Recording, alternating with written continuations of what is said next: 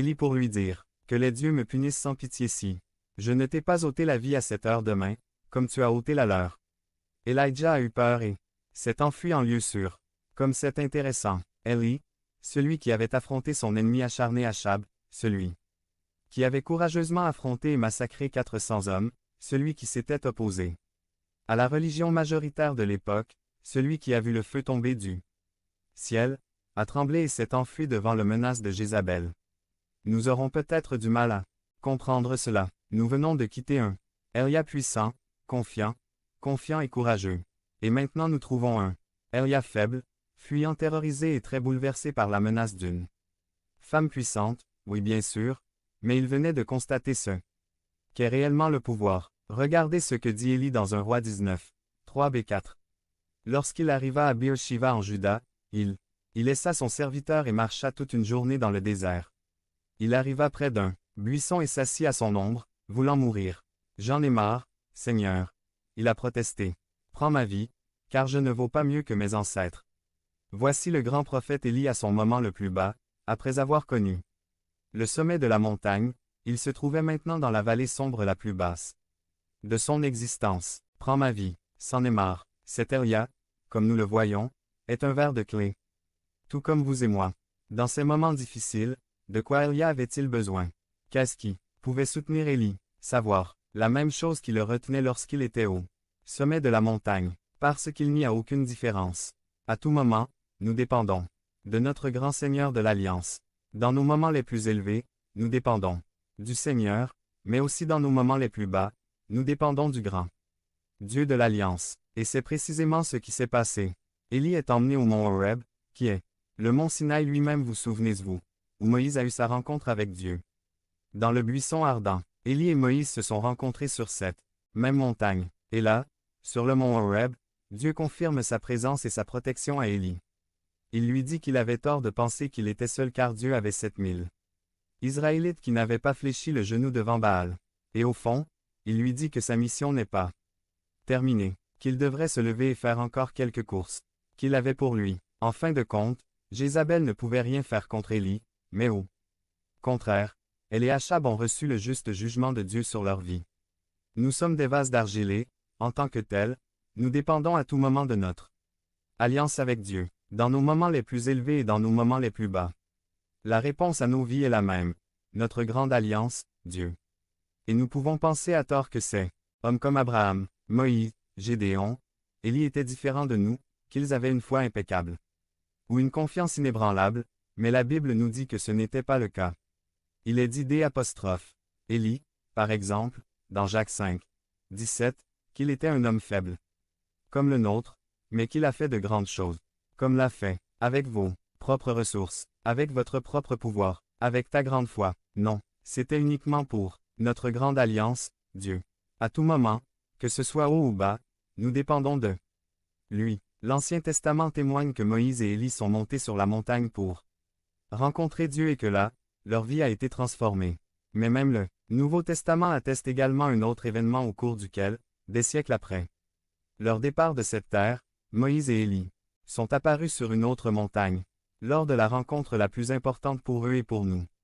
Luc 9, 29 à 31 dit, « Pendant que Jésus priait, son visage se transforma et ses vêtements devinrent blancs et radieux, et deux personnages apparurent, Moïse et Élie, conversant avec Jésus. Ils avaient l'air glorieux et parlaient du départ de Jésus, qu'il était sur le point d'accomplir à Jérusalem. Sur le mont de la Transfiguration, les disciples ont été témoins de ce moment inédit et unique. De manière glorieuse, ces deux vases d'argile, Moïse et Élie, références incontestées de la loi et des prophètes, conversaient désormais avec quelqu'un de vraiment important. Ils étaient sur cette montagne en train de parler au Messie attendu et promis. Ils parlaient avec celui qui était l'accomplissement de la loi de Dieu. Ils parlaient à celui qui était le prophète promis par Dieu. Ils parlaient à celui qui est le Fils de Dieu, le Messie, le Christ tant attendu. Et de quoi parlaient-ils? Du départ de Jésus qui aurait lieu à Jérusalem. Ces deux personnages, considérés dans l'histoire biblique comme deux grands de la foi, parlaient désormais avec celui qui est vraiment grand et parlait de l'acte le plus important et le plus transcendant de toute l'histoire du salut. Ils parlaient des événements climatiques de la rédemption des êtres humains que Jésus-Christ réaliserait à Jérusalem. Il parlait de ce jour où le Fils de Dieu allait gravir une autre montagne. Le mont Calvaire en portant une croix qu'il ne méritait pas, une croix qu'il avait choisi de porter, et il mourrait à notre place pour nos péchés pour payer, par son sacrifice, le prix de notre réconciliation avec Dieu et que le troisième jour il ressusciterait des morts et monterait au ciel et de là il viendrait juger les vivants et les morts. Devant lui, tout genou fléchira au ciel, sur la terre et sous la terre, et toute langue confessera que Jésus-Christ est le Seigneur de la gloire de Dieu le Père, grâce à la vie, à la mort et à la résurrection de Jésus-Christ dont Moïse et Élie ont parlé ce jour-là sur la montagne. Aujourd'hui, vous et moi, en tant que croyants en Christ, pouvons avoir une vie pleine d'espoir et de force, bien que nous soyons véritablement des vases d'argile, traversant parfois des moments riches et d'autres moments difficiles, nous pouvons avancer en faisant confiance. Et en dépendant de notre grande alliance, Dieu, parce que Jésus-Christ a accompli son œuvre glorieuse de rédemption. Par sa grâce, nous avons été adoptés dans la famille de Dieu. Il a répandu le Saint-Esprit dans nos cœurs et en tant qu'enfants. Rien ne peut nous séparer de son amour.